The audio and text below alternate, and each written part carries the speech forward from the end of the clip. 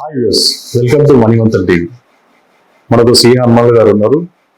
Government ఒక 100 days agenda గురించి అడిగి తెలుసుకోండి. Sir good morning sir.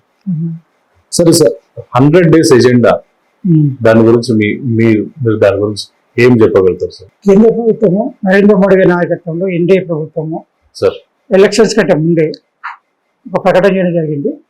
Election అయిన తర్వాత మేము ఒక ప్రభుత్వాన్ని ఏర్పరిచిన తర్వాత సార్ వచ్చే ఫస్ట్ 100 రోజులు ఏమేమి చేయాలి, ఒక యాక్షన్ ప్లాన్ అనేది ఆల్రెడీ సిద్ధంగా ఉంది అని ఎలక్షన్స్ ముందే డిక్లేర్ చేయడం జరిగింది.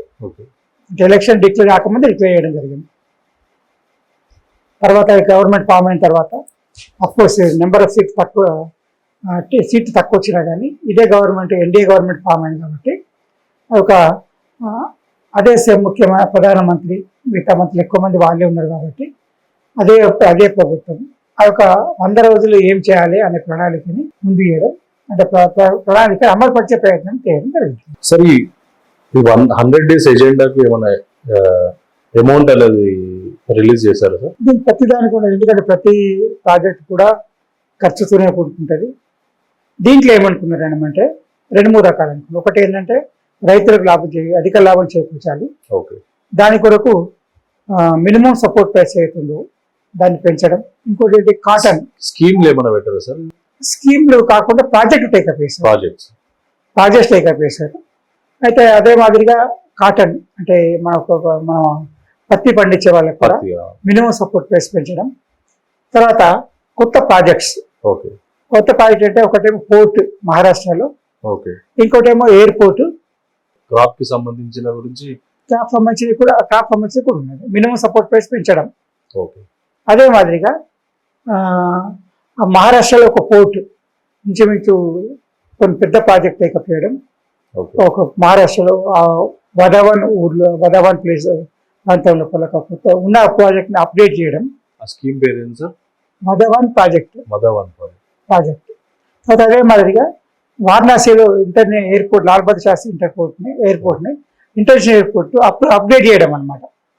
అంటే ఈ 100 రోజుల్లో 2 ప్రోగ్రామ్స్. ఒకటే పోర్ట్ మహారాష్ట్రలో, రెండవ వారణాసి ఎయిర్పోర్ట్ ఇంటర్నేషనల్ లెవెల్ కు తయారు చేయడం, అప్డేట్ చేయడం. విండ్ ఎనర్జీ ప్రాజెక్ట్ కూడా ఏమైనా తర్వాత విండ్ ఎనర్జీ ప్రాజెక్ట్స్ కూడా ప్రయత్నం. గ్రీన్ ఎనర్జీ కొరకు, గ్రీన్ ఎనర్జీ అంటే మనకు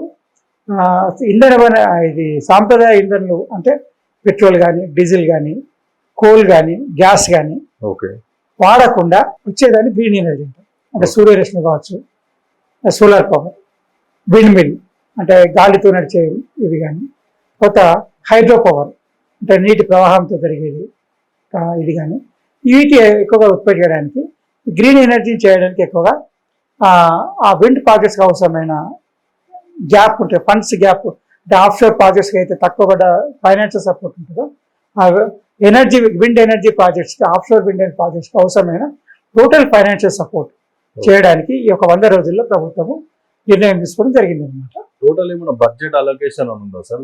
కంప్లీట్ గా ఉంటుంది, బడ్జెట్ అలొకేషన్ ఉంటుంది. ఎందుకంటే ప్రాజెక్ట్ ఒక ప్రాజెక్ట్ తక్కువ పడుతుంది, ఇంకొక ఎక్కువ అవసరం పడవచ్చు. అయితే ప్రతి ప్రాజెక్ట్ కూడా ఒక కెపాసిటీ, మినిమం ఇంత కెపాసిటీ ఉండాలి అనేది, ఒక గిగావాట్ ఉండాలి ప్రతి ఏ ప్రాజెక్టులు ఎంత ఉండాలి అనే దాని మీదకి వెళ్ళి ఒక పెట్టుబడి అవసరం కదా, దాని ప్రకారం అలాట్మెంట్ చేయడానికి ఈ 100 రోజులు తీసుకోవడం జరిగింది.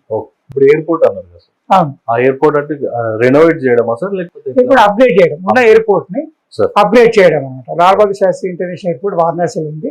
దాన్ని 2,800 కోట్ల పైన బడ్జెట్ అలొకేట్ చేసి దాన్ని అప్గ్రేడ్ చేయడానికి ఈ ఒక 100 రోజుల ప్రోగ్రామ్ లో అది కూడా ఉందన్నమాట. రికమెండెడ్ క్రాప్ అన్నారు కదా సార్. తర్వాత ఈ క్రాప్ ఈ 14 కేంద్ర ప్రభుత్వం మన కేంద్ర ప్రభుత్వం తీసుకున్న నిర్ణయాల్లో 14 ఒక పంటల్ని మినిమం సపోర్ట్ ప్రైస్ పెంచడం జరిగింది. మినిమం సపోర్ట్ ప్రైస్ అంటే మనకు కనీస మద్దతు ధర. రైతులు చాలా మంది కోరుకుంటారు కనీస మద్దతు ధర పెరిగాని చాలా మంది కోరుకుంటారు.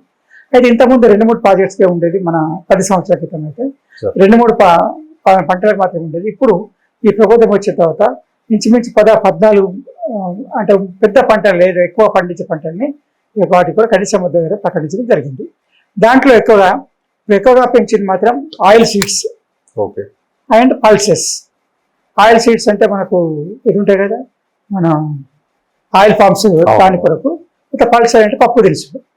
ఎక్కువ ఇప్పుడు మా అవసరమైన దిగుమతి చేసుకుంటాం, కూడా తక్కువ సరిపోవట్లేదు మనకు ఉన్న ఉత్పత్తి. దాన్ని ప్రోత్సహించే ఉద్దేశంతో ఈ ఆయిల్ సీడ్స్కి పల్సెస్ పప్పు దినుసుల్ని ఎక్కువగా పండించే విధంగా రైతులు ప్రోత్సహించడానికి ఈ యొక్క 100 రోజుల ప్రోగ్రాంలో మినిమం సపోర్ట్ ప్రైస్ పెంచడం జరిగింది. ఫారెన్సిక్ ఇన్ఫ్రాస్ట్రక్చర్ దాని మీద కూడా ఉందా సార్?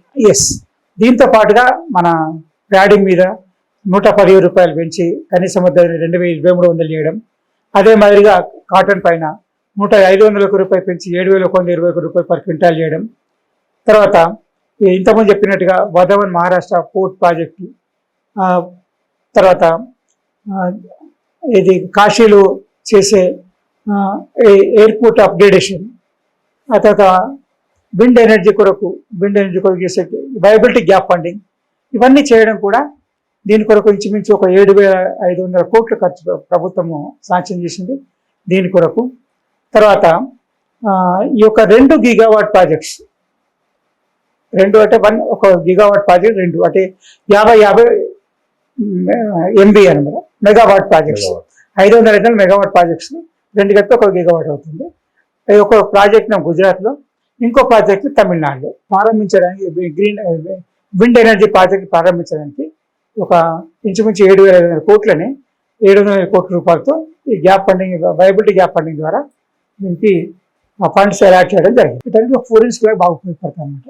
అలాంటి ఒక టెక్నాలజీని, అలాంటి ఒక ఇన్స్టిట్యూట్స్ని నేషనల్ ఫోరెన్సిక్ సైన్సెస్ యూనివర్సిటీ అని ఎస్టాబ్లిష్ చేసి దాని ద్వారా వారి యొక్క సర్వీసెస్ పెంచడం, దాని కొరకు ఇంచుమించు 2,250 కోట్లు ఈ యొక్క 100 గంటల బడ్జెట్ లోపల national forensic infrastructure environment scheme కింద కొత్తగా 2,250 కోట్లు శాంక్షన్ చేసి ఈ యొక్క 100 రోజుల కొత్త ప్రభుత్వం యొక్క ప్రభుత్వం యొక్క 3వ టర్మ్ ప్రణాళికలో 100 ప్రణాళికలు చేర్చడం జరిగింది.